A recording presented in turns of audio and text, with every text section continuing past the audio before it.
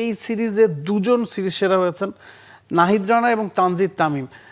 দুজনের জন্যই কি একটা আগমনী বার্তা কিনা? তানজিদ তামিম 2023 সাল থেকেই এই ফরম্যাটটায় বা সাদা বলে নিয়মিত খেলছেন, সুযোগ পেয়েছেন যথেষ্ট। আমার কাছে মনে হয় যে অন্য যে কোনো ক্রিকেটারের চেয়ে তানজিদ তামিমে আমরা ভরসা বেশি করেছি, সেটা ওয়ানডেতে বলুন বা টি-20তে বলুন। অবশেষে এসে সেটা পেইড অফ করলো কিনা?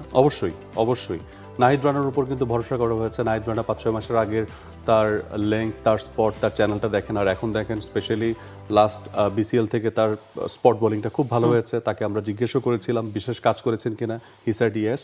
তার কোচদের সাথে কিন্তু এই সময়টাতে তিনি পার্সোনালি কোচিংয়ের বাইরেও কিন্তু তিনি পার্সোনালি নিজে ট্রেনিং নিয়েছেন, তিনি এই জায়গাটাতে বিশেষভাবে মনোযোগ দিয়েছেন এবং সেটা মাঠে কিন্তু আমরা দেখেছি যে একটা স্পট মেনটেন করার ক্ষেত্রে। কারণ যারা অনেক এক্সপ্রেস পেসার ম্যাক্সিমামের কিন্তু যেটা হয় যে গতি দিতে গিয়ে মতিটা খারাপ হয়ে যায়। 5+ স্টার রেটিং প্রাপ্ত দেশের সর্বোচ্চ বিদ্যুৎ সাশ্রয়ী ওয়ালটন এসি স্মার্ট কমফোর্ট এখন নেক্সট লেভেলে। সো তার গতি এবং মতি দুটোকেই কন্ট্রোলে এনেছেন। আর তানজিদ তামিম তো এই ধরনের উইকেটে ব্যাটিং করতে খুব স্বাচ্ছন্দ্য বোধ করছেন, সেটা তিনি জানিয়েছেন যে আমাদের এই উইকেট দরকার, ইভেনলি ব্যালেন্সড এবং আইসিসি স্ট্যান্ডার্ড বড় ইভেন্টে গেলে আপনি এই টাইপের উইকেট পাবেন। তানজিদ তামিম তার স্ট্রাইক রেট ইন্টারন্যাশনাল ক্রিকেটে ওয়ানডেতে 100-র ওপরে, সেঞ্চুরি এই প্রথম তিনি করলেন। তবে যে ধরনের ইন্টেন্ট একজন ওপেনারের কাছ থেকে দেখা প্রয়োজন, সেই জায়গায় বাংলা সবসময় পিছিয়ে ছিল। সেই জায়গায় তাকে কতটুকু সলিড এখন মনে হচ্ছে, এবং পেস স্পিন দুটোর এগেনস্টে তিনি সমান স্বাচ্ছন্দ্যে ব্যাটিং করছেন। বিশেষ করে শুরুর দিকে যেটা তার ক্যারিয়ারের সমস্যা ছিল, যে তিনি বেশিরভাগই লেগ সাইড ওরিয়েন্টেড প্লেয়ার ছিলেন।